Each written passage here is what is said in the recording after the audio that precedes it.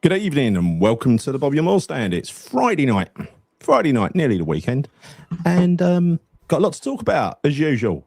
Lots of different stuff tonight. First of all, how you doing, Chris?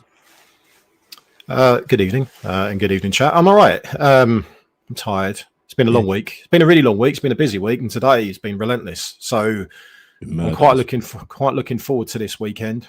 Yeah, I think it's a big think there, but yeah, no, I'm looking forward to it, mate. How are you? You good? Yeah, I'm all right. I'm just enjoying year end. One more week to go. It's just like January every year is just crap, right? It's crap, and I've got a transfer window every January. I know. Yeah, no, I know. But to be fair, there's not a great deal to talk about on the transfer front, is there? So not so busy in that respect. We'll go through it as usual, bit tongue in cheek. But, you know, there are a few stories out there. Thank you everybody for joining in. Thanks, hello everyone in chat. Claire, hello. Head of security on the door. What's this all about? Sorry, I just spotted that one. Have you got like some family and friends in there in the chat? That's the geezer. That's the person that was doing that was throwing random compliments around a little while ago. Oh, right, okay, that's very nice, nice. Yeah, I think it turns at some point. Yeah, I think it lures you into a false sense of security and then turns into insults, right? And then you get called a bellend next week. Exactly. Yeah. Talking of that, right? Let's kick off with something a little bit left field, right? This is a treat for you. I'm going to I don't usually do this, but I'm going to do it. Don't try and talk me out of it. The first one is, I'm going to share two comments with you from the chat in our last video. Nothing against Jack Flash 8756, but a lot of people got the wrong end of the stick with this. Deloitte's posted a table saying West Ham are the 20th richest club in the world, right? And on revenue, estimated revenue, we probably are. It's the rest of the financials that are causing the problem, because you can have money coming in, a hell of a lot of money going out as well, all right? But that wasn't my point. If you want the truth on that, by the way, go and read a Telegraph article from today, which is incredibly detailed, very, very good. Gives you a lot to worry about. All right. So that's the first one. All right. Now, Chris, this is something you mentioned to me. I'd ignored it, but then I thought, since you picked up on it, let's share it with everyone else. This is from a guy called name's Bond 86. Not a real James Bond, obviously. He says to me, this is to me, right? What an absolute bell end you are. Oh, cheers, James. Lovely. Right? We all hate the owner and the board. They've ruined the club. We all wanted full crew gone, and we all wanted Paqueta gone for not playing against QPR or Spurs. He's been making just as much noise as the board have allegedly done so. You spat so much shite. Hard to see how 8,500 idiots have signed up to this. So not only has he insulted me, Chris, he's insulted the audience as well. Oh, no. I take that very seriously, because I love the audience, especially subscribers. So if you're one of those 8,500, as he calls them, idiots, you're not idiots. You're deeply intelligent for making that decision. If you'd like to join that club of 8,500, please subscribe to the Bobby Moore Stand here on YouTube. Give the video a like, give it a hype, and hit the bell notification icon. Very good. Very good. See, they write these things and they think you're actually going to care. I mean, it made me laugh because I saw that. Right? I didn't know you were going to bring that up tonight. I saw that, and I just think, what's the definition? Keyboard warriors, right? Keyboard warriors. Wouldn't say boo to a goose, mate. I mean, honestly, they're a minority. Let's be clear. They're very much a minority. But some of the shit they come out with are amazing, right? Really good comments, really constructive comments. But you get like one or two with every video who are like that. Yeah. My comment, I think my reply to him before you mentioned it, my reply to him was, well, go and watch something else then. If you don't like it so much, you know, who cares? Another geezer said to me today, I couldn't find the comment, right? Said, why are you just rehashing old news? It's like, do you think it's my fucking job? Do you think I watch what the other channels are putting together, like bit by bit, and make little notes and find out what I can fucking talk about and what's been spoken about already? I fucking turn the camera on, record a show, go to bed. That's what I do. I thought you did this for a living, Gav. I thought this was your full-time job.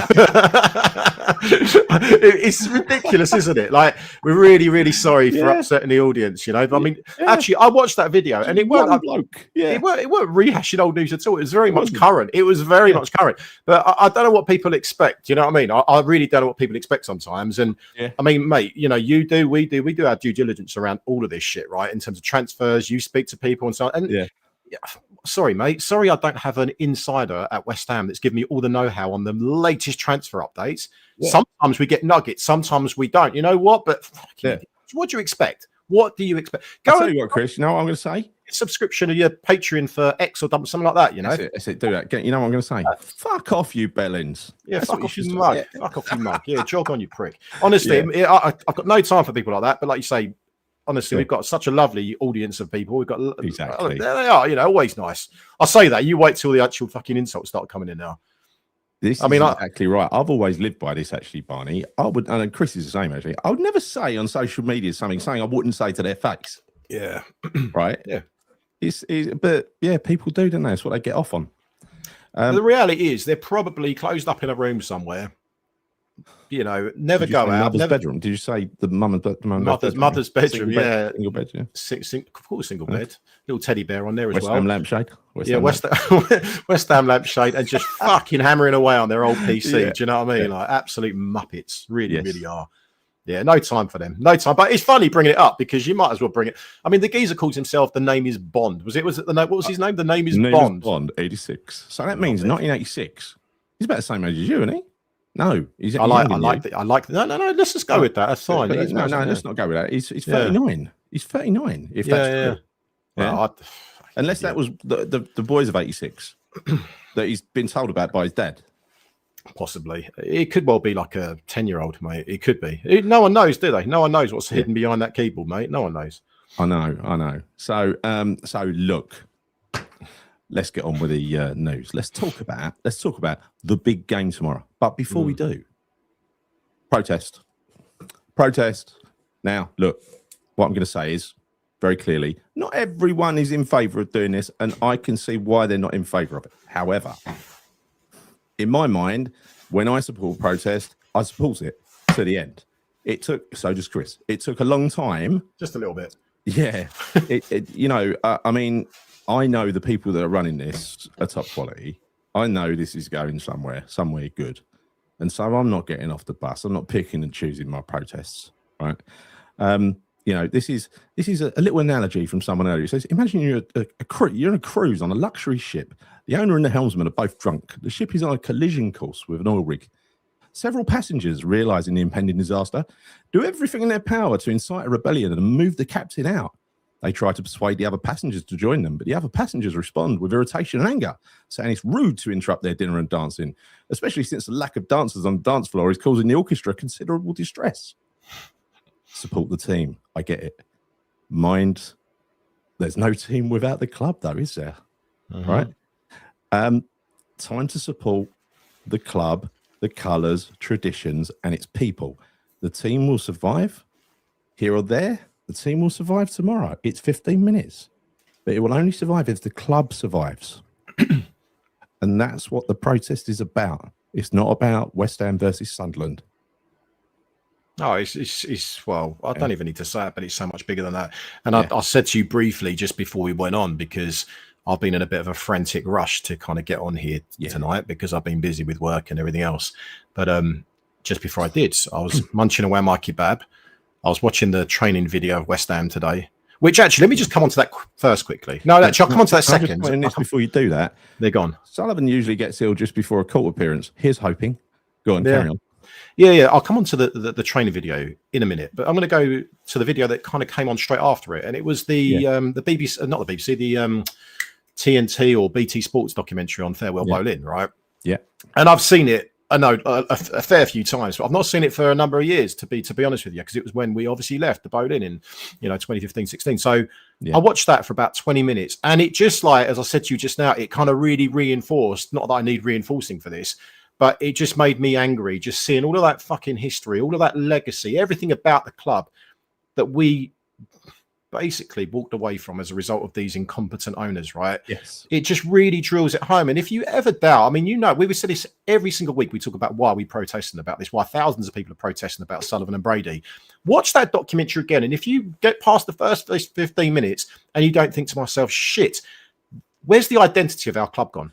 It's so far detached from what we remember, from what we grew up with at West Ham. It's nothing like it, Gal. It's nothing like it. And this is what it all kind of comes back down to for me, because those fuckers got us out of the boating. They got us out of what we knew was West Ham. Yeah. And now we're dealing with this giant fucking goldfish bowl that we have to go to every week. This soulless shithole.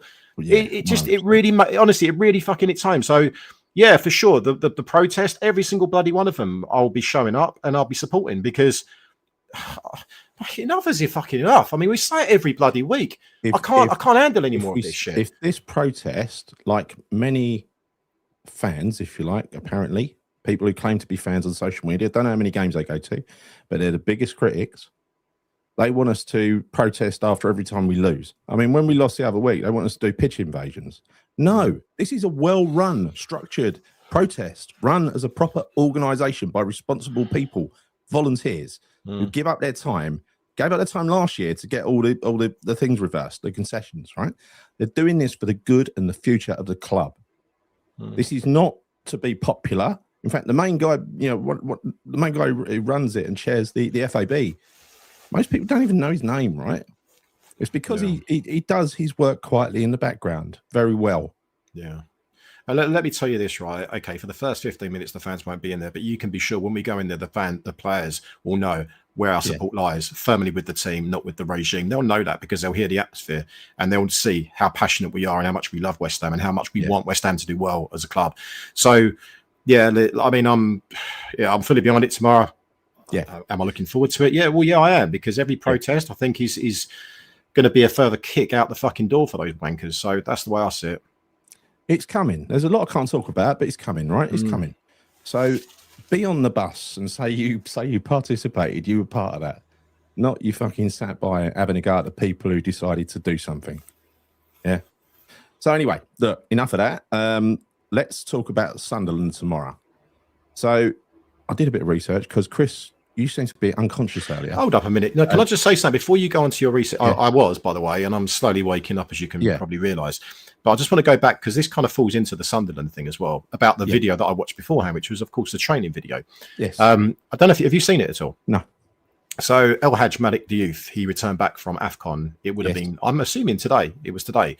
So he strolls in, looking pretty dapper with all of his gear on, and all the players done kind of like this guard of honour thing, clapping him and celebrating everything, which is fantastic. The guy deserves it. He's won AFCON, with Senegal and everything else. So fair play, well done.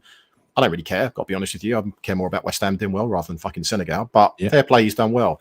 And then right at the end of it, he gives a speech in front of all of the, the backroom staff, the players, everything else. And he's like, "Oh, thank you so much." And I'm like, "Yeah, I like this. I like this. It feels like real camaraderie amongst the team, and it felt really good." And I was kind of waiting for the moment where right at the end he says, "Right, but that's done now, and now we focus on keeping West Ham up." Right, that's what I wanted to hear, and I'd have been like, "Fucking yeah, come on!"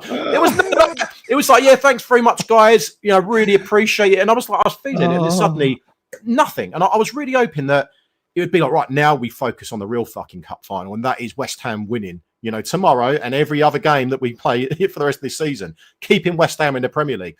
But there wasn't that. It was just we were celebrating him and his Senegal AFCON trophy. I mean, I don't know, man. The guy, but after 6 games, he said his dream is to play for one of the top 4. Yeah, Algeralsi's son. Well, this is the thing. I mean, I respect the fact that he's won a big trophy for his country, right? Fair play. It's a great achievement. But it would have been nice if he said, "You know what, guys? Fantastic. Really appreciate it. I've come back buzzing, motivated, and we're going to fight for every fucking ball from every game till now and the last game of the season." That's what I wanted to hear. That's what I want. I don't want him just saying, "Yeah, thanks a lot, guys. Yeah, look at me. I'm amazing. I've got my little medal here and everything." No. Let's talk about staying in the league. They're all in it for themselves. I mean, no, not all of them, but a lot of them. All right, a lot of them are. A lot of the guys that come over for big money, big wages, they're not here for the love of West Ham. They're here as a stepping stone to their next big move, right? We've seen it a million times. We've seen it a million times before. Oh, by the way, congratulations to Fred. Young Fred passed his driving test. Well done, Fred. Yeah. No, well, he's out probably getting pissed tonight. But yeah, no, he passed first time today. Two minors. I'm quite impressed by it. Clearly, I don't know. I wonder if he doesn't take after me in that respect, because I wouldn't pass my test if I took it now. So as long as you don't drive home, he'd be all right, wouldn't he?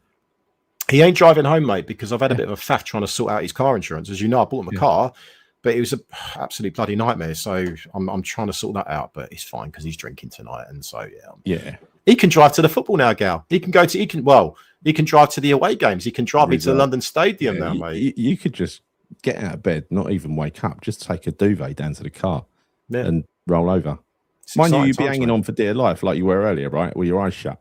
It's quite possible. Yeah, it's quite possible. And I'll probably end up sleeping in the stadium as well because it's so silent down there in Soulless, as we know. But yeah, but no, I'm really happy for him, and he'll probably watch this a bit later on when he's half cut. But yeah, well done, Fred. I'm very proud of you. Very proud of you. He's Gavin. Gav. Cheers, Gav. Cheers, mate. He could try to man you next time. So another thing as well, important breaking news. John Khmer, his dog Doris got locked in a Land Rover for 6 hours down Canberra Sands Beach. Had to be cut out. So what? Yeah, tonight. His dog, his Labrador, Doris. So she's all right. She's warming up in the house now. Sorry, it got stuck in a Land Rover, in the back of a Land Rover. Yeah, you know they're a bit hard to break into, right? Yeah, They're made to be not broken into. Yeah. So 6 hours for a locksmith to get her out. Christ almighty, jeez, man! Yeah. Wow. It's got a happy ending. And well, that's John's the main going to thing. join me down at West Ham United tomorrow. He's decided to make a return, has he? Well, yeah, only because I've got the spongy seats, the comfy seats. Otherwise, because he can't take it. Otherwise, no Ross tomorrow then. Right? What's that? No Ross tomorrow then. He's not coming to the game. Yeah, he'll be in the Bobby Moore. Like where the real fans sit. Yeah. You know, the thing is, I've had to kind of twist his arm to get him into the posh seats. He prefers it in the Bobby Moore. Ross or you talk John. Yeah. No, I don't blame him, mate. And also particularly for all these protests, because this is pretty much where it emanates from. A lot of this stuff is emanating from the Bobby Moore lower. So yeah, I've only been back there for one second half in the Bobby Moore, and I loved it. We won that game, right? So I can't remember which one it was. But do you blame yourself a little bit for this, Gal? Because ever since you moved to the posh seats, we've had a torrid season. I don't know if it's down to you. I predicted it. Last season, I said I'm getting a couple of posh seats. It'd be nice to watch the relegation in comfort. You did fucking say that, mate. You did. Yeah. You tosser. You had to do it, didn't you? Yeah. Well done. Well done. Yeah. Well done, Gary. Nightmare. Right. So Sunderland. Sunderland are, they're a team who they don't play a possession game. They're playing out of possession game, just like us, just like we prefer to. Anything from 4-3-3 to 4-2-3-1. Should we have a look at the details of the game from earlier in the season? The infamous 3-0 away, which was a bloody nightmare. Because I went there, Chris. Did I mention it? I went. Well, so did Fred, and we came back from Japan the night before, and he was jet lagged, ridiculous, but he still travelled up, into the northeast. And he met you on the train, didn't he? So he met me on the train, and then he scuttled off into second class while I stayed in first. Mate, I don't even know about revisiting this. Is it really a wise thing to do? Well, let's have a look. No, because I've got to pick out some positives from it, Chris. That's the thing. I've got to pick out some positives, and there are some positives, right? Wow. Okay. So if you look at the stats here, we had 63% possession that day, and it was actually a decent first half. I remember saying on the show, I thought Hermansen played well first half and everything else. And what actually happened in that game is, we were all over and we had a few good chances. And just before half time, about the last 5 minutes, they got a couple of corners and they started getting a bit aerially dominant down our end of the pitch. And then when the second half started, they came out and they carried on in that same vein, right? And they battered us. They absolutely battered the life out of us in the second half. And Mads Hermansen, it was like he was too small for his goal, right? But look at the team we had out. Hermansen, Todibo, a back three of Todibo, Kilman, Agüed, Wan-Bissaka and Diouf playing his first Premier League game, right? Ward-Prowse and Guido is a dynamic midfield. Fulkrug up front with Jared and Paqueta. I mean, that's a recipe for disaster. We will be starting without 7 of those players tomorrow. I mean, I'm still stuck on the fact that I've just found out right now that Todibo's middle name is Roger. Who knew that? I love the fact that you've got their middle names in there as well, Gal. Very detailed. Dimitri, Roger. I'll have to call him Roger. I'll have to call him Roger. Yeah. Not Roger. Well, no, he's known as Roger. What? Kyle Leonardus will go. Who knew that? Who the hell knew that? Edson Omar Alvarez Vilanquez. Yeah, anyway. Callum Eddie Graham. Keep it real, Callum Wilson. Callum Eddie Graham Wilson. Right. Alphonse Francis. This is brilliant. I didn't know any of this. This is fantastic. Yeah. It's good, isn't it? It's good. I've got to fix this because it shouldn't come up. I like it. It's great. I love it. So on bringing on subs. I mean, look, we bought on Wilson towards the end. We bought, and that was ridiculous in that game. Souček came on, made no difference to an already slow midfield, and the same with Irvin, and he's gone now as well. So there's a lot of. We even had Alvarez on the bench. I mean, so many of these players have gone. Yeah. It's going to be a completely different experience, but probably a very similar type of game. And I think it's all about, if they get their noses in front, we're in trouble. Well, I mean, as we kind of briefly spoke about earlier, Sunderland aren't a team that are banging in a load of goals, but equally they're not a team that concede too many goals either, particularly if you look at the course of the last, I don't know, 8, 9, 10 games, albeit I think a loss to City 3-0. I can't remember, there's another game they lost 3-0 as well. But apart from that, it's been like 1-1s, 1-0. So they're not a team that's going out and out scoring a lot of goals. And when you consider the fact that their top goal scorer is Brian Brobby on 4 goals this season. Yeah, he's Brian Brobby, I think he's out injured at the moment, isn't he? Well, he played the other day, so not that I'm aware. He might be, but he played last week. So I don't know. And he scored the winner in that game, I believe. I know he scored last weekend. They are draw specialists. I mean, look at the recent results. 2-1 Palace, but Palace have fallen off a cliff, haven't they? That 2-1 could actually be seen as a bad result. 1-1, 3-0 away to Brentford loss. These are a load of draws, 7 goals in all of these games. I mean, last decent win, I think, was at home to Bournemouth. That is a decent win for sure. Well, what you can see there is that they've been kind of like, fading out a little bit, going into the second half of the season. Now, I guess a lot of that is... That's what happens with promoted sides, isn't it? Well, but, the one thing I would say in their defence is that they had a number of players at AFCON, so I think that would have impacted their team a lot. They're now back. So I don't know, but I mean, I'm looking at the amount of players that these signed, and I think before the start of the season, honestly, Sunderland were my prediction to finish bottom. That goes to show how much I know. They were genuinely my prediction to finish bottom. But I mean, when you look at what they've done, and this is how, you talk about clubs being run properly. Sunderland, prime example of that. You look at the expenditure and the amount of signings they brought in. They brought in 15 new players in the summer. Now, you're obviously going to need to do that when you're a newly promoted team, because they did not have the quality to sustain, being a decent Premier League team. But some of those players that they brought in were players that we were fucking linked with before. You talk about Diarra, you talk about Brian Brobby, right? I mean, these were players that we were after. They signed them. And they spent close to, and I'm just looking at the details here, so they spent close to 187 million euros last summer. That's a team that's serious about trying to not only stay in the Premier League, but trying to do something. And they have. What are they at 9th at the moment? They're 9th, right? They've got nearly double the points total that we've got. Just goes to show the stark difference between running a club properly and not. Can I pick something up, right? And it's related to this comment here. If we play like we did against Spurs, I can see us winning. If he does that low block bullshit, or tries defending a 1-goal lead, which he will at some point, but that's by the by. Let me tell you where I think it could go wrong tomorrow. I mean, we played with not the most mobile centre pairing last night. The double pivot of Pantamanson, Matthias Fernandez, and Thomas Souček. Thomas Souček played really well, but a lot of that game he was playing as a sort of sweeper role. He was protecting the back four when he did really well, breaking up play. Spurs are a completely different type of, it'd be a different approach to what we're going to see tomorrow. Leffe, is it Leffe? He tends to get in between that horrible gap that we don't like people getting in between, between the midfield and defenders. And all it takes is, and that's the way they go. They attack down the right quite a lot. So that's going to put Malik Diouf in his first game back after AFCON in a bit of trouble. He's not the best defender, is he? I don't think he'll start tomorrow anyway, Gal. I think it's too soon for him. I mean, bearing in mind, he's just come back to training today. I can't see him starting tomorrow. I think he'll be on the bench. My point is, they've got very strong central midfielders, right? Including the guy that we should have bought, the ex-Arsenal player. What's his name? Granit Xhaka. Yeah, we should have bought him. He's been amazing. He sets the tempo. He's the leader on that pitch for them. And last week we played Conor Gallagher and some other guy who didn't fucking turn up. Yeah, no, I agree with you. I mean, he's been the standout player for them this season, hasn't he? But then equally, like I say, the other geezer, Brian Brobby, as I say, well, only 4 goals, but he's scored some decisive goals as well. He's physical, he's got pace. He probably will cause us some problems tomorrow. But I think they're just a very well drilled team, aren't they? They're a very, very well balanced team as well. They've got some very good players in there that many were which were unproven in the Premier League, but have come in and have just grown, as the season's kind of progressed. So This won't be an easy game right for us. It's the right word, drilled. They are drilled and disciplined to play in that system. Yeah. There's a few things that give me hope. They're crap on the road. We're crap at home. They've won 2 away games. We've won 2 at home. So we're both going to be trying not to win tomorrow. It's got draw written all over it, isn't it? Yeah.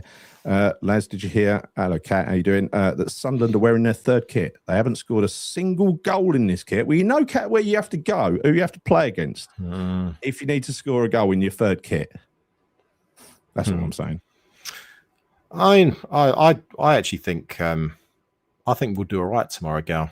I hope so. I think in terms of, I guess, kind of lineup, I wouldn't change it. I wouldn't change it from when we played Spurs. No, me neither. Me neither. I'd leave Skulls in there because people are saying that Malik's going to walk right back in. He can't, surely. I don't think he will. I can't see that because, I mean, the geezer was probably out on the piss for the best part of, like, I don't know, 3-4 days last week. He's come back to training for 1 day. He's not going to be. And Nuno also, he's proven before that, and whether he do this with the youth, I don't know, but he's proven before that when there's kind of an international break and players away on international duty, he doesn't just throw them straight back in again. You know, remember those changes that he made before? We're like, why did he not do that? So I don't necessarily, and I don't think Ollie Scholes should be dropped. I think he's played well ever since he made that, that error a number of weeks ago. I think he's come back and he's been really steady and consistent for us. So I think that'd be really unfair to drop him. I think the youth should be on the bench, and it'd be a great option to bring off the bench a little bit later in the game potentially. So that's what I would personally do. And other than that, I wouldn't make any changes. Teams don't make it. Yeah, I agree with you. Teams don't see this as an away game, do they? No. I mean, I see it as kind of an away game. Well, actually, I don't, because the atmosphere is shit. So I don't see it as that. I just see it as, I don't know. I don't have the I only have the words. It's just like what it's like being there.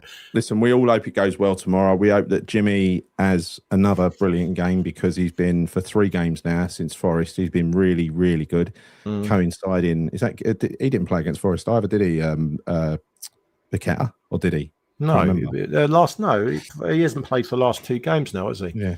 Yeah, last 2 games. Yeah, so I just think that Jimmy on this form is, if you give him the ball and let him run at a defence, apparently Sunderland are a little bit weak down both fullback areas. So Bowen can get some joy. Jimmy can definitely get some joy.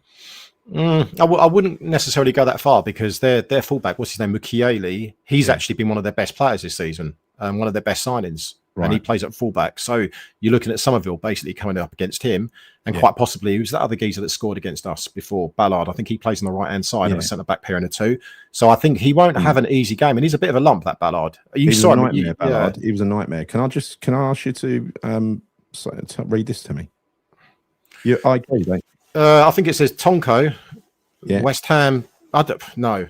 I actually think that says West Ham in the middle of it, though. I reckon that does. This is the best thing. Sunderland do find it hard to score, as you saw from the recent results. They don't score goals. They draw games. They draw loads of bloody games. But they did score 3 against us last time. But then it was a different team. Different team. Yeah. Dare I say it, different manager. I think Sunderland, we underestimated that game. A lot of fans did. We thought newly promoted team. But then when you look at it objectively, newly promoted team playing at home, first time in the Premier League for a number of years. They were always going to be bang up for that game. Loads of new players coming into the team as well, wanting to prove themselves. So I think that was always going to be a tough one. Upon reflection, I think you kind of all got it wrong because I think we expected that West Ham would go up there and get a result.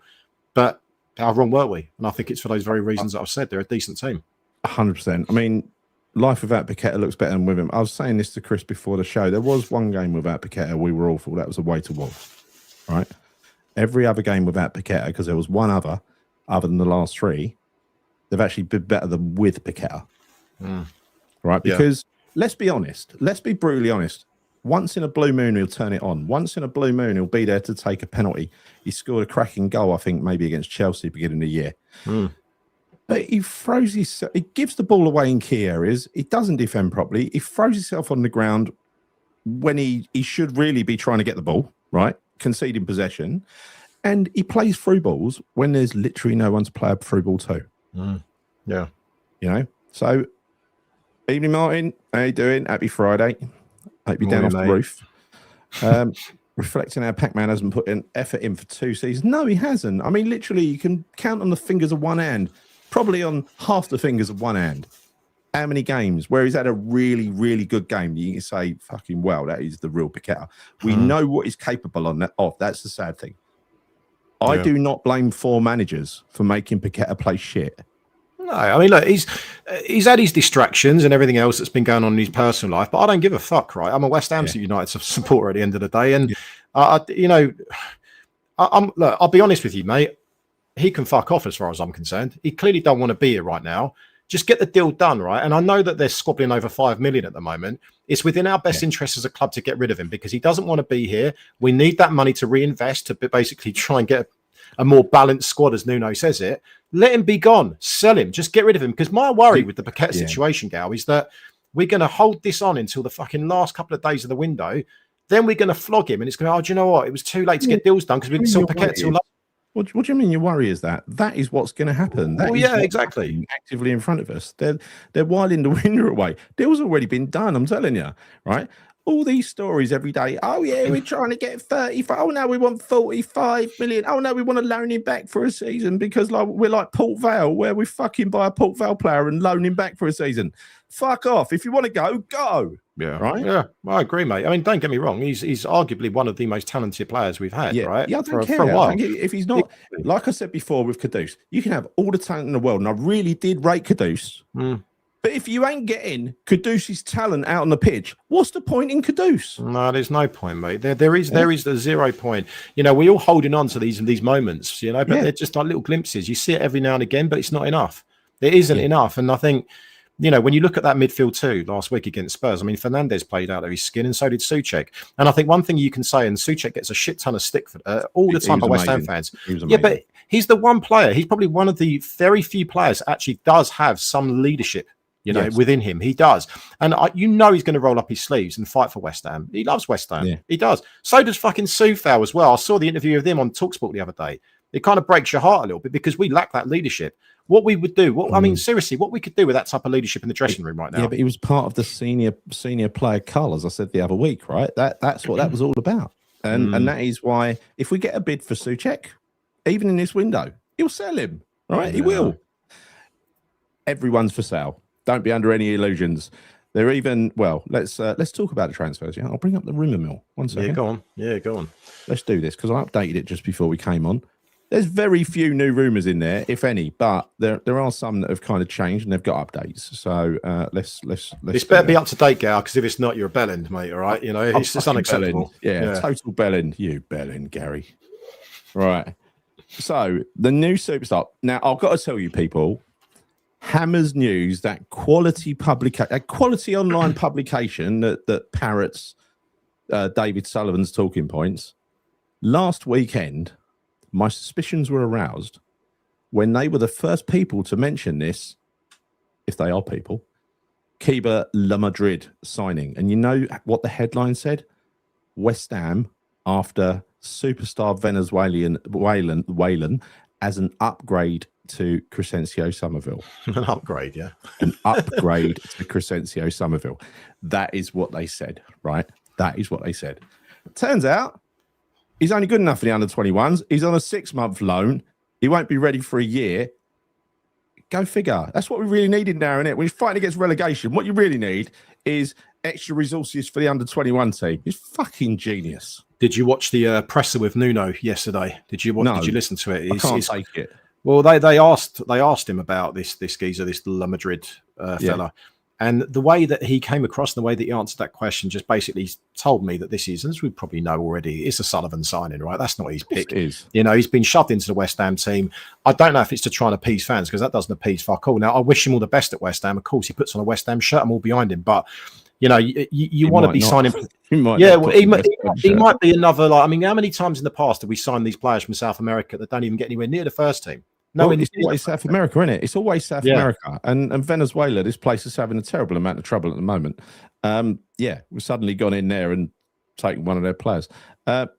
Castellano. All right, let's move along. So it's funny. Someone dug you out as that for the goalkeeper thing as well, didn't they? By the way, you got him down as a goalkeeper there, which is quite funny. Well, maybe he's versatile. He might as well be a goalkeeper, right? Because this gets a feed in from a football API, and that has decided it's a goalkeeper. He's a goalkeeper. I thought I'd bring it up because you know it's going to come up somewhere. So, he ain't a goalkeeper. Why you got down as a goalkeeper? Yeah, of course it exactly the same as a guy used to write to me after every show and say there are fingerprints still on your West Ham badge behind you. I left them on there for like about 3 months until I finally cleaned it. Some people you can't please, can you? No, it made me laughing. Gary, you haven't cleaned it. Gary, your hair's a little bit out of place there. Can you just kind of, slick it down a little bit for us, please? It's just not good enough. So Valentin Castellanos, the 33 million euro star, 33 million he cost in total. No. Euros. 29.3, no, 30.3 million he cost in total. 33. I've got it here. I don't know why I don't just read it. 30.3 million pounds we paid for him. Keelan Casey gone, Irving gone, 1.5 million. Do you think that was a bit cheap? Sorry, for who? For Irving.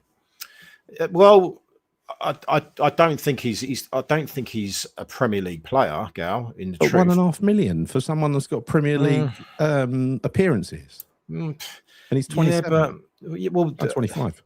Yeah, but then if you look at it again from another perspective here, you're talking about a 25, 26-year-old fella that's got barely any appearances in the Premier League, and apart from that, he's been playing in a much lesser league in Belgium. So I don't think you can say that he's a high value player, because if he was, he'd be in our team a hell of a lot more.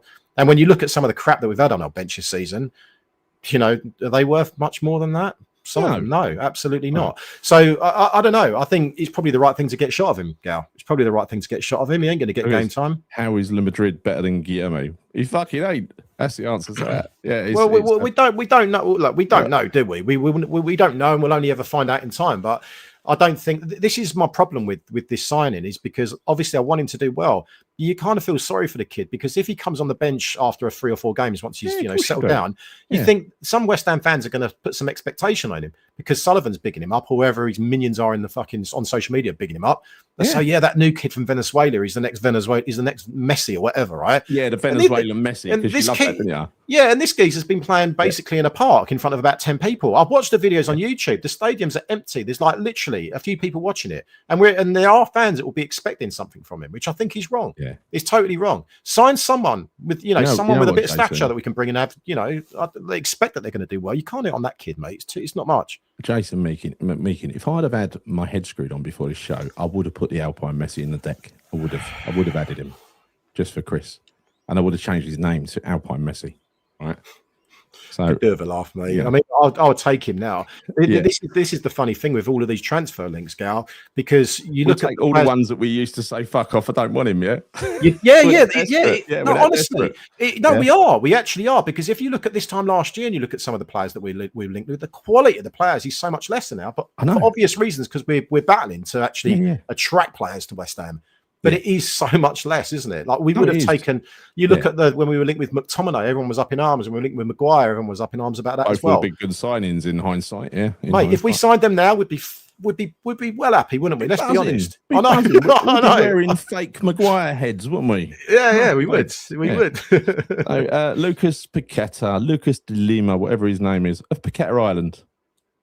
Are you scrolling around? Because I can just see. It's my fault. It's my fault. Ignore me. Yeah. So, listen, apparently we're stringing this out. To start with, they said, he's only offered 30. They've only offered 30 million. We want 45 million euros, I think they're talking about. Went up to 35. No, we're not agreeing to anything unless we can have him back for the season. It's like, fuck off, who wants that? But anyway, he carried on with this line. Then apparently they've offered 40. We want 45 million and we want him back for the season. It's all bollocks. The deal's already been done. They're delaying it until the last day of the window when it will be done. And don't forget, they could sign him after our window's closed, because the Brazilian window runs for another month. Yeah, right? It does. Yeah. And if this money don't come in, there's no money going out. Yeah, because we're going to end up net zero in this window. I'm telling you now. If you add up what we spent for those players in total, you add up what we got for Guillermo in total, what we will get for Fulkrug, blah, blah, blah. And then you look at what we're going to bring in for Paqueta, be about, say 40 million euros. we're going to have just about broken even, right? We're going to have spent zero. Now, this is already an underwhelming transfer window, but I think it's a little bit scandalous, Chris. And I can't help thinking I'm not the only one who thinks this, because we really need a fucking centre half. Yet we seem more focused on selling players at the moment than bringing new players in. What is going on? Well, I don't know, but like I said to you before with the Paqueta situation, I feel like we just need to get him gone quickly and get that money in and have no excuses as to why we couldn't sign X, Y, and Z players, because we've clearly got some players on our radar, but we're not going to end up signing them unless we sell Paqueta soon, as far as I'm concerned. So just get rid of him. Why are we squabbling over fucking £5 million? The difference between that and actually staying in the Premier League, what's the point? What is the point? It's mental. It's just a narrative to delay the deal. They're going to do. Yeah, I know. They're going to do the deal on a certain date when we can't spend the money. I know. And it's like everyone's saying in the chat, we need a fucking centre half. This shit, because this comes out of Whetstone and whoever else that Sullivan feeds. These are words out of Sullivan's mouth. Do you believe anything else Sullivan says? Why do you believe these words? Stop repeating them. Right. Yeah. Where's our centre back? Exactly, Martin. Where's our centre back? So, no, we're looking to sell Rodriguez to whoever will have him. I think Gremio, they've lost interest now for $2 million. Yeah, sorry to interject. Can you not move that across? Because I'm still stuck on La Madrid and I can't see these other players that you're scrolling with. It's just literally. Oh, fuck. Yeah, sorry. Yeah, it's just sorry. No, there we go. There we go. I fixed it. Sorry about that. There you go. I was using the wrong screen. So let's go to. So yeah, we're there. Guido, right? So Guido. What a foolish schoolboy error that was, Chris. So Guido was still trying to flog him. Gremio is obviously a well-known outfit. I think Juventus thought they were signing someone else, and they made a mistake and they pulled out the deal. Mads Hermansen and the swap with Krinsky of Spurs is still an ongoing. What's that all about? I mean, what's that deal all about, Gal? I don't get that. Why would you swap your number twos over? I don't get it. There's got to be a tactic at play there. And the only tactic at play I can think of, because apparently Nuno quite rates Kinski. I don't, but he does. It'd be happy for him to be our number one. Is that would release Areola, which is the narrative I came up with yesterday. That is purely a conspiracy theory out of my very own head. I don't see that, Gal. I mean, Areola's been. Areola. I get where you're coming from, but you wouldn't rule anything out of West Ham. But I think Areola's been very good. Yeah, he was one of the names on that senior players list. So that's why I put two and two together and come up with 17. Yeah. Well, maybe. Mate, honestly, nothing ever surprises me anymore. But I don't get that link at all. Should I say that swap deal makes no sense to me whatsoever? It doesn't. And just to address Jason's comment here as well, what he said about, Chris, come on, Paqueta, the money isn't for players; it's to pay bills. Yeah, look, I agree with you, mate. But I don't want to see that fucking excuse anymore. Because sell him now, and then where are the excuses going to come from? You got the money, so don't sell him right at the very end of the window, right? That's what I'm saying. Just imagine, right? Lucas Paqueta, 2 years, has barely lifted his fingers to help us. Like Kudus would happily have seen us relegated last year, never lift a finger. He's taken nearly 8 million quid a year for that pleasure, Paqueta.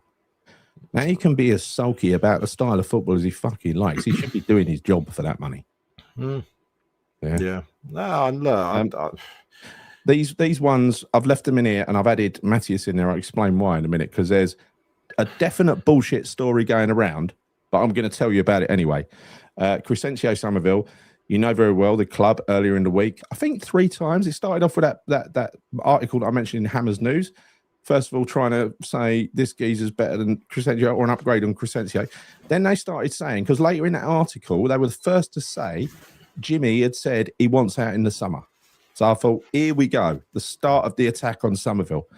And then it started happening. I was so pleased when Somerville scored that goal, he ran up and he cuddled Nuno, because I'm not a Nuno fan, but I'd rather have a go at Sullivan than Nuno. You know what I mean? Yeah, of course. Yeah, absolutely. Yeah. I mean, again, I don't think Somerville wants out at all. No. I think he wants to prove himself at West Ham. So I agree. It's just lazy journalism, and a lot of these links, like you call, a lot of stuff. Yeah, a lot of stuff ain't even journalism. It's leaks out of the club. It's leaks out of the club because the club said, I think they told a respected journalist, I forget his name, Gio mentioned him earlier in the week, that Spurs have put a bid in or shown interest. It was a classic one, that is shown interest. So what does that mean? You have to put a bid in or you didn't. Yeah. Shown interest for 25 million. For a start, if this kid reproduces the form that he's been doing in the last few games, he would be worth a damn sight more than 25 million. Well, it makes me laugh, though, because he's had, for the last 3 games, he's been good. And suddenly, you know, you got all this lazy, well, it is lazy fucking journalism linking him with other clubs. I mean, sorry, mate. I mean, after 3 games, I want to see a consistent run where he's actually playing well between now and the end of the season before teams are starting to say, oh, yeah, I'm really interested in Somerville. Because prior to the last 3 games, he's been very bang on average, no end product, nothing. So I don't believe a single thing of that. No club's going to invest based off of watching Somerville for the last season. No way. Exactly what it is. De Pablo 2, preparing a bid. What the fuck does that mean? Exactly. Nonsense, mate. It's like that the old Sun special, which was the so and so issued a come and get me plea. I love that. Come and get me plea. Yeah. So as if they're in hostage or something. So listen to this. Pay attention. You'll like this. I don't put gossip up here if I just hear it once. I'll put it up here if I hear it 2 or 3 times from different sources. Don't mean it's any more real. Real Madrid are closely monitoring Matias Fernandez because he has get this, 20 million release clause in his contract. We paid 40 million for him. Is that a relegation release clause or is that just a release clause? A relegation release clause. But we paid 40 million for him, which means we still owed 32 million to Southampton if it's a 5-year deal, which it is. So that means they pay us 20. That goes straight to Southampton. We still owe Southampton 12 million. Real Madrid got themselves a player. You know, as much as we look at that being a bullshit deal, you can see that being a typical West Ham deal, though, can't you? Just losing money. You can see there's only one thing that makes me suspicious of this, and that is he's a fucking Mendes player. Yeah. But I won't hear a word against him. I love the kid. I think he's a fucking fantastic footballer. Yeah, he's one of the reasons. He's one of the reasons, Chris. I've got to say that I really want us to stay up because I don't want to lose him. Yeah, I'd be gutted. And bearing in mind, he's only 21 years old. He's got so much ahead of him, right? I mean, that would be so frustrating to see that happen. We saw it happen before when we got relegated. So many of our youngsters, all right, may have come through the academy, but so many talented young players that we end up selling to Premier League teams that had amazing careers. Yeah, you don't want to. Oh God, you know that got a fucking Traoré on there as well. No. Songatu Magassa. Got to have a song or two. Songatu Magassa. Sungutu Magassa, that's how you say it, isn't it? I like it. Attracting interest, another classic media term, attracting interest from Galatasaray, who apparently, if they don't land their primary target, who is someone Christ, not Jesus Christ, someone Christ, I forget his name, begins with an I. If they don't land that target, they're going to raid West Ham for 20 million for Sungutu Magassa. Again, it's bullshit, right? It's bullshit. Adama Traoré. You see, I was scraping the barrel today for news. Adama Traoré, he's coming. He'll come when Paqueta goes. 5 million, not 7. Apparently, Axel Dizazi, that is who Alex Bello is. Axel Disaster, mate. That's what the Chelsea fans nickname him. Exactly. He's useless. He's going to come in and fucking settle our defence down. He's going to make it worse. Well, that's saying something. But yeah, I didn't want him when we were linked with him before, and I certainly don't want him now. I mean, I don't get that link. I suppose it's, can you call it strength in depth? We do need centre halves. I mean, he can play at centre half and depth, right back. Not strength in depth. Yeah, depth. Yeah, that's it. Yeah, exactly. It's depth, isn't it? It just makes our squad bigger. Who's the other fella you had next to him? So I didn't see that. Oh, sorry, that was the keeper. Kinski. Yeah. Again, he looks a bit. I mean, he's number 2 for a reason, isn't he? Their number 1's crap. Well, look how he's flapping last week, mate. You know, when we played them. So if this geezer, honestly, I don't even know what to say. It's like a comedy show. It's an upgrade on fucking Kinski. It don't fill me with confidence, does it? You? Well, no, because I know Spurs fans that say he's shit. So why the hell do we want him? So there's part of me that thinks we probably will get him because he is shit, and no one actually does want him. Reason, and this is what sends me down conspiracy routes, right? Well, I wouldn't think too much into it at the moment. I really wouldn't. But I just, for me, it's an absolute disaster with these players we're being linked with.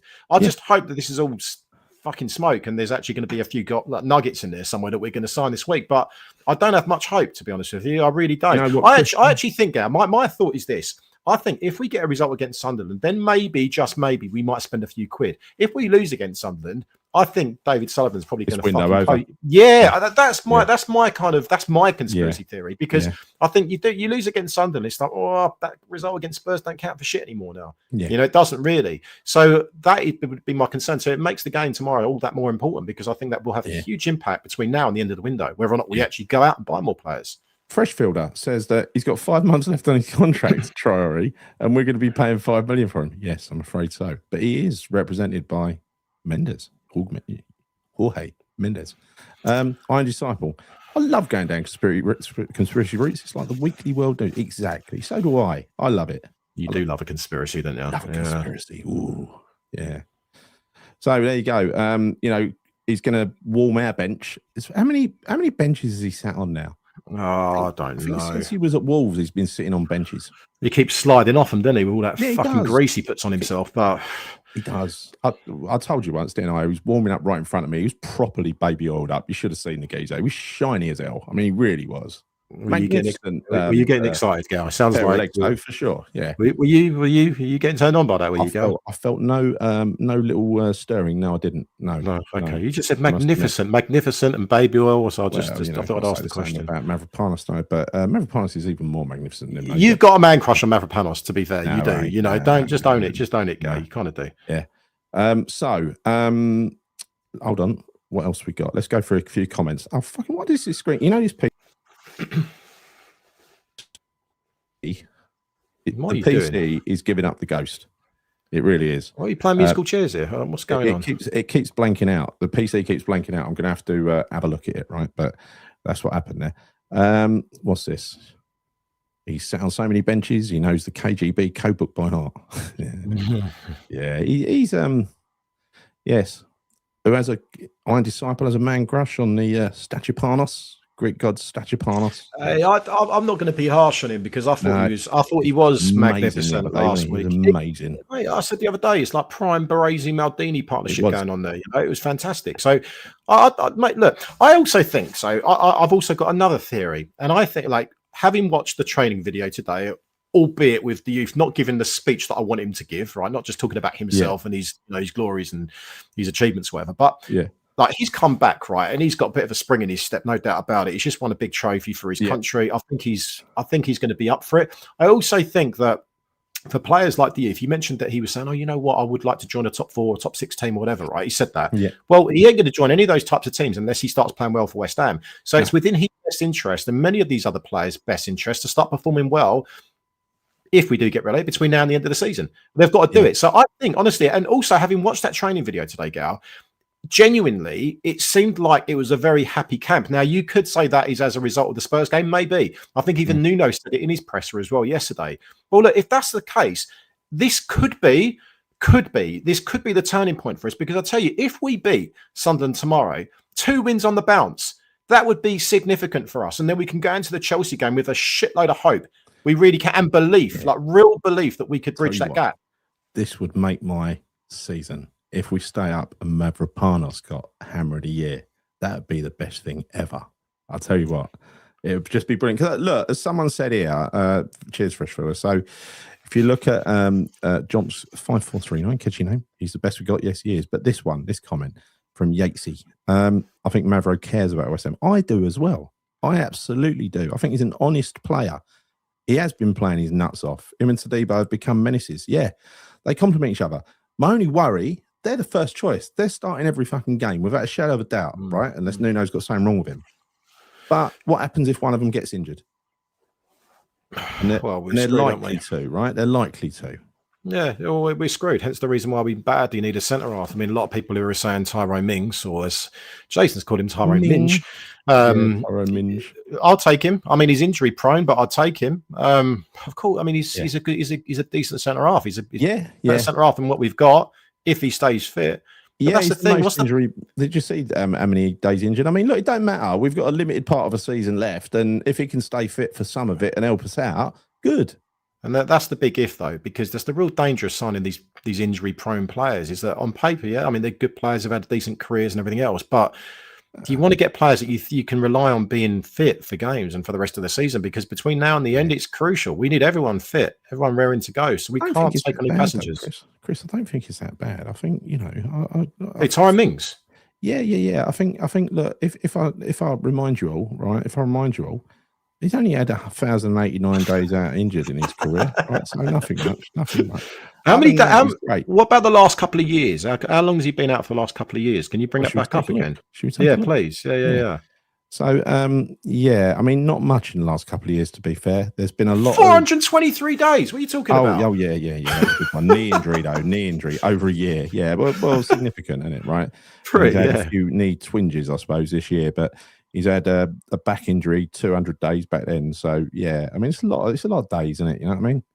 It's a lot of days. I mean, it is. It really is, isn't it? I mean, fucking hell. But we've got how many games left? That's the thing. How many games we've got left? We're on game, what, 22 now? Oh, man, I don't even fucking know. I've just lost track of it all. At the table. Hold on. But yeah, 22. We played 22. So this is game 23. Right. So that means we've got 16 games left. 16 games of football left between now and the end of the season. If any player they bring in has got Premier League experience and can bolster that and has the ability to bolster that back line when needed, I will take someone to sit on the bench and keep Mavropanos and Sadibo there. I don't expect us to sign Cresswell, right? Because we're obviously not making a permanent signing because we've got no money, right? This is what we're obviously doing. We've dipped into the overdraft to fund the players we've already got. Now we need to bail ourselves out again. I'm still a bit worried about signing someone like him. I mean, he's a good player, but you know, if you want, you can just imagine him coming off the bench and having an injury and pulling up. You can just see it happening, and then suddenly we're just back to square one again. So I'd much rather we have a player that we can depend on that is physically able. You know, if you had the choice, you'd go Cresswell. I'd go Cresswell. But we don't have a choice, though, because West Ham not going to go and sign Cresswell. We ain't going to go and shell out 22 million or whatever it is they want for him. It's not going to happen, and I don't think he actually wants to join us right now either. From what I've heard, whether that's true or not, I don't know, but that's what I've heard. But look, we've got La Madrid. He can play in goal and he can play centre half. So we're right, as you've seen on Rumour Mill. Yeah, you wanted to play in goal, didn't you? Yeah. It's. I mean, like I say, some of these players we're being linked with, I've never even heard of. Gal, I really haven't. I don't even know where they've come from. It's just worrying, isn't it? I am very, very worried. But I think, look, if we can keep our first 11 fit and raring to go and in form, then we might have half a chance. But bloody hell, exactly. A lot. I agree with Trojan. I know Chris will. Everything Paqueta has done was below Di Canio. Di Canio was a regular performer who fucking cared and loved the club. Yeah. 100%, mate. I mean, I can't even mention them in the same sentence. Still does, yeah. You know, he's diehard. He's West Ham forever. He's like buying his his grandkids West Ham kits and stuff like that already. Do you know, let me tell you something with Paqueta, okay? And I've thought this for a very long time. I think he is quite possibly one of our most overrated players that we've had in many a year. Yes. I think he's talented. I definitely think he's got talent. On his down. I think he's been massively overrated. Massively. You know, when people talk about comparing him to some of like the real kind of creative forces we've had at West Ham, like in that 10 role, I can't even put him in that league. I mean, for me, like, you know, I'll be forever grateful for the assist that he gave Bowen, you know, in the final. But aside from that, I mean, there's just Souček nodded it down to him. That never gets mentioned. Yeah. I mean, and also what doesn't get mentioned. I mean, Souček he was pivotal in our European run, wasn't he? He was in all of our European campaigns as well. You look at the Sevilla game, right? All those I mean, he was massively important in these games. Paqueta, for me, he's not always showing up on the big moments. He's not, and he's certainly not showing up for the fucking games that do you know what I mean? Just the average Premier League games he doesn't show up for either. So, I mean, I don't care if he goes. How many games do you reckon? This is a question to you guys in the chat. How many games in total of pure entertainment has Lucas Paqueta given us in the 3 years or so he's been here? I'm going to go, pure 90-minute performances. There ain't been many of them. I'm going to have a guess, and I'm going to say 5, 6. You'd probably be right. I mean, I can't, off the top of my head, I'm trying to think of specific performances where I've been like, wow. Away to Spurs, where he was the bastard and he scored that goal in the last minute and he was taking the piss out of their fans. The one where he scored the penalty against Chelsea and did the little dance. You know, certain games, like the games where he played Bowen and Kudus in with those long balls. So there were certain games that he won. But it's a small number. Well, it is. When you're talking about, I hate saying it, but Brazil's number 10, you'd kind of expect a bit more, wouldn't you? Well, he ain't. He's Brazil's number 6 or 8. Well, whatever the fuck he is, but I mean, people call him Brazil's number 10. But that is people confuse Brazil with the old Brazil. They're a crap Brazil now, aren't they? This ain't the Brazil of fucking years ago. No, you don't have like the R9s in there and people like that, do you? No, of course you don't. But I think they've still got some very, very good players and they're still a very good team. They are. Yeah. Kind of annoys me about his mate, Vinicius Jr. that's out in the press saying, what was the Tim Flamengo? They really want Paqueta in it. I want Paqueta to go. What are you getting involved for, mate? I know you're his mate. Fuck off. Concentrate on your career at Real Madrid. Why are you fucking getting involved in our business? Do you know what I mean? Vinicius, fuck off, mate. Yeah, Vinicius, fucking do a runner. I don't understand why he's good, but I do understand because he's obviously Paqueta's mate, and Paqueta's probably said, you know what, just say this in the press for us a little bit. Just get him out. Honestly, get him out. I'm sick and tired. I do like Paqueta, and you kind of cling on to those moments, but there haven't been enough of them. And you want people that are here for the fight.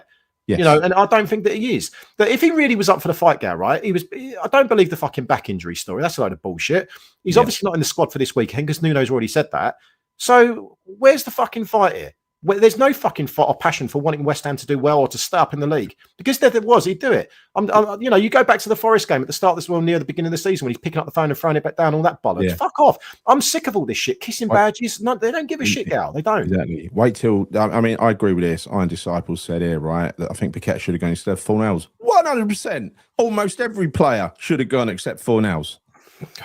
Yeah, I agree with that as well. Was the worst decision in recent West Ham history. You know that?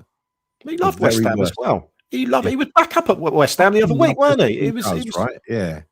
And the same for Soufal as well. I wouldn't have got rid of him. Again, crazy bit of business with him. Did you see the interview with him on TalkSport?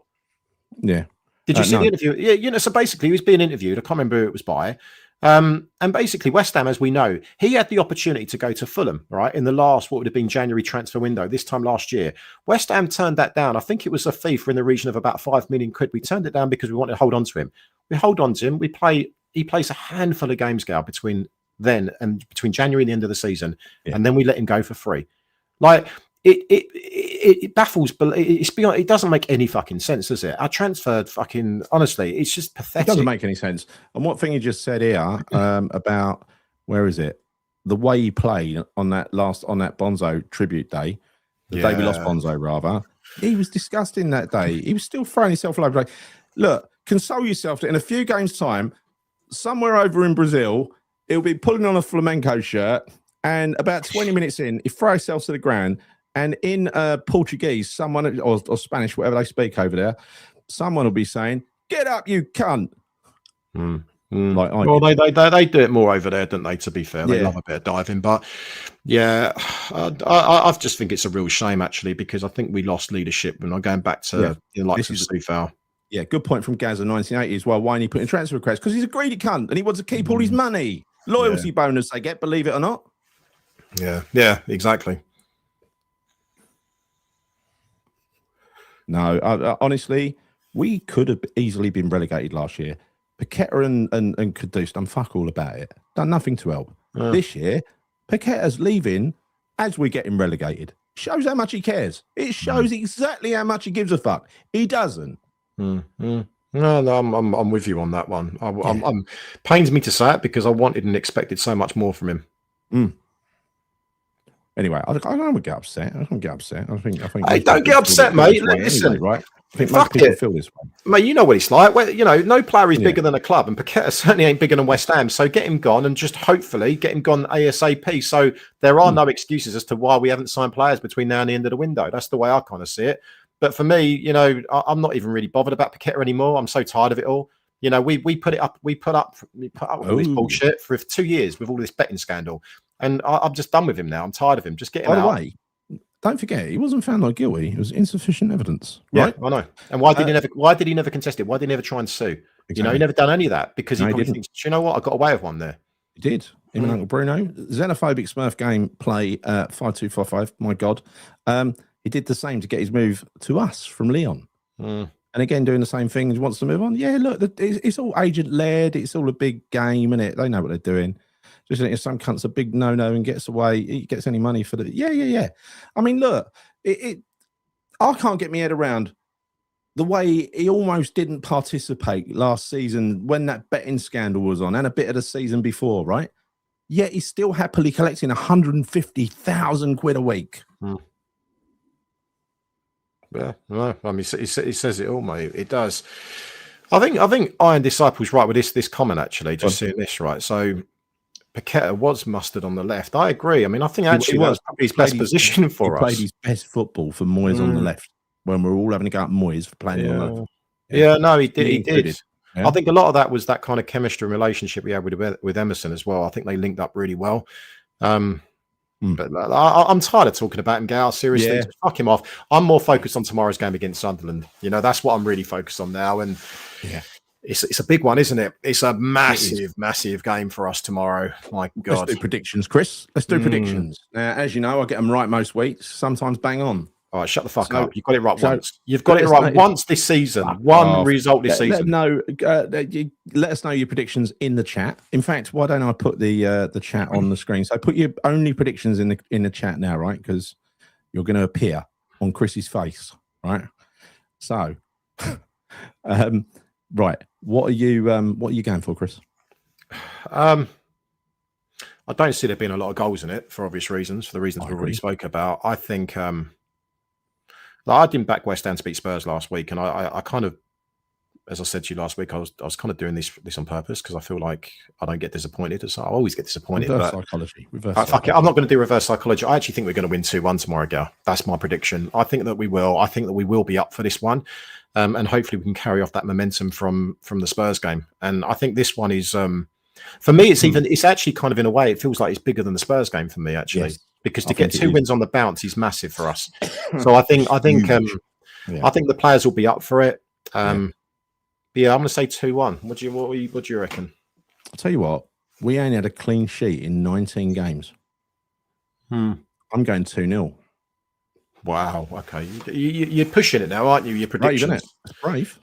Well, he's brave, but then having said that, like you say, Sunderland aren't particularly great away from home. They're not scoring a lot of goals, so it kind of makes sense. It does, but I think there'll only be one goal. I think there'll only be a 1 goal difference between, you know. So that's why I'm saying it's going to be 2-1 West Ham. It could well be like a 1-0 West Ham, and I'll take it right now if that's the case. If it goes off someone's arse, take it 1-0, 3 points. Thank you very much. Move on to the next game against Chelsea. So I think. Yeah, I'm going 2-1. And I'm actually feeling quite confident about this one as well, Gary. I feel like we'll be up for this one. I do. I'm going to call a stop to the predictions in a second, right? Just for a reason. And there's going to be nobody predicting after I say stop. You don't count after this, right? Hold up. I like this comment from Martin, though, to be fair. 3-1 West Ham. We score on the 16th minute as we walk in with the red cards. Love that, Martin. That'd be brilliant. Oh, Kat, you've ruined it. I was going to be the only one who predicted 2-0, but your son's done it as well. But that's fine. That's fine. I'm the only adult that's predicted 2-0. Right? Let that be known. Well, amongst the West Ham community of fans out there, you're the only one that's predicted 2-0. I'm the only one, literally. I mean, look, similar 3-0. I think that's reckless. Reckless. Dabble. You know what I mean? There's a fine line. There's a fine line between, ambitious and reckless. What's Claire saying? Claire's always very negative with her results. What do you reckon, Claire? What's your prediction for tomorrow? I'm interested. Yeah. Oh, what you saying? Predicted a 2-0. Pierre Lassom's gone 2-0. It's a very popular score now. I think DBZ was he the one that was saying that you were handsome at the beginning of this video? It was no. Was that someone else? Someone else, yeah. Okay, I just thought he was agreeing with you because he, got a soft spot for you. I know what you're doing, Chris. What? Yeah, I'm doing anything, mate. I'm doing just saying, you got fans. You got some fans in the chat, mate. So I'm saying, Claire's saying 1-1. Claire's saying 1-1. Okay. 1-1. See, I think that is, if I was to go head over heart, that is what I'd go with. Because I think a draw is almost inevitable in this game. The only problem we're going to have is if we go 1-0 up and then we concede, both teams will sit back and it'll be a draw. They're not going to go for the jugular.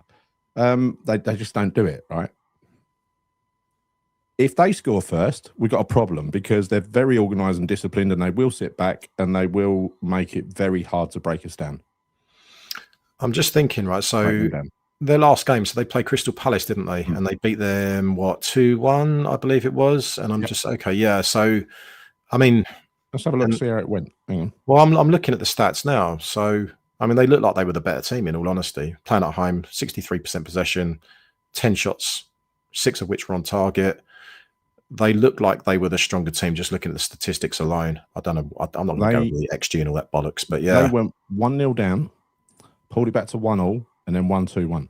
Yeah, and two of the dangerous players that we said, Lefay and Brian Brobby, obviously made the difference. That Brian Brobby, I think he's done that more than one occasion as well. I think he's scored on a couple of occasions decisive goals, winning goals in actual fact.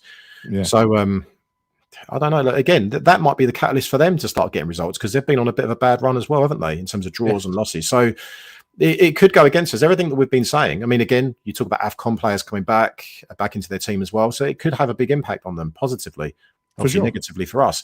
So I think there's going to be goals in it. I think both sides. I don't see us keeping a clean sheet. I just don't. I'm going to go 2-1 West Ham, and I think it's going to be a bit of an edge of your seat. It's nerve-wracking game as well. So just to wrap up, because we're running a bit late, unlike we're hour 10 in, right? And we're That's supposed not to be bad for us. No, we're not doing bad. We're not doing bad. It's not hour and 40, is it? But a few final closing comments. Please support the protest tomorrow if you feel so inclined. If you don't support the protest, don't criticise it on social media, right? And give it grief, because just respect the people who are protesting over the future of this club, right? That's what we're doing. If you don't, it's not mandatory. We'd just love you to join us, and that is stay outside until 15 minutes, then go in and get behind that team 100%. Yeah. Make a noise on the way in, for fuck's sake. Let's do that. Yeah. Hold your cards up at 15 minutes as usual. And so if you don't do one, please do the other. If you need a card, cards will be around there. Yeah.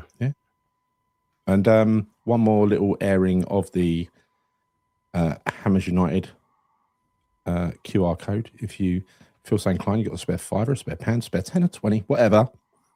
Volunteers that do all this stuff for free. They need stuff. Those cards don't print themselves. Everything else that they do, it doesn't pay for itself. It pays for it from funds collected by, they keep proper accounts and everything. None of this goes into people's pocket. So if you want value for money, as in, say, in the future of your club, snap that QR code, get on and donate a couple of quid if you can afford it. Be much appreciated. And I think that's it. I think we're done, Chris. There's one thing. Any final words? Well, there's one thing actually. Not that I'm going to get anything out of this. Well, I hope I do actually. I hope I do get some. See Martin in the concourse of the BML. There you go. Red cards. Yeah, mine. I've got rid of all of mine, and even my one's a little bit battered now. Took it to the Spurs game, and I think I need to get another one. So I might see you tomorrow, Martin, to go and pick a card off you. But one thing I was going to call out, because I promised my boy that I would do it. And bearing in mind that he passed his driving test today, I felt obliged I should do this because I promised. West Ham are playing Burton, as we all know, in the fourth round of the FA Cup. If anyone in the chat can get tickets for that, let me know, because that's the one game that I really want to go to. He really wants to go to. Even if it's one ticket, he really wants to go to that game. Reach out to Gary or me, whoever. I don't even know how you contact me unless you go on social media and TikTok, where I'm obviously on. Fred deserves to go to that game. He's fucking followed this club all around the country. He goes everywhere. He goes everywhere. But I think there's 1,600 tickets available, which is actually quite surprising when you consider how many tickets we can get for Bournemouth away, right? Yeah. But that's going to be a tough one, and there's going to be a shit ton of people that are going to miss out, on that game.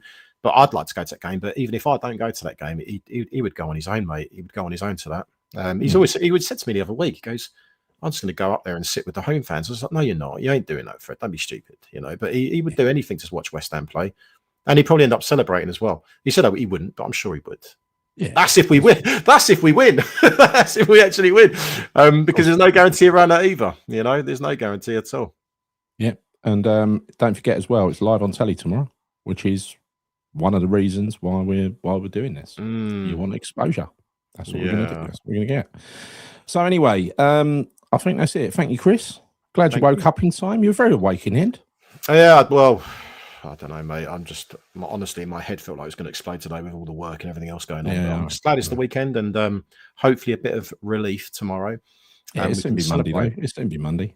Yeah, I don't care. Why are you bringing me? It's only. Why are you bringing me back down again? Why would you say that? It's literally Friday evening. The weekend's barely started. You're doing it already. But I'm really, really hopeful for a win tomorrow, and I think we would all be absolutely ecstatic if that's going to happen. So yeah, bring it. Well said. Well said. Thank you, Claire. Thank you, everybody in the chat. Thank you, everybody watching at home. Let's leave you with Canning Town Len. He don't bloody care. I don't care. Good night. Come on, you irons. Hey Goldie, what's on today's to-do list? Why, it's match day, Dave. Are you hoping for a full house tonight? Not too fast. long as we sell all the tickets.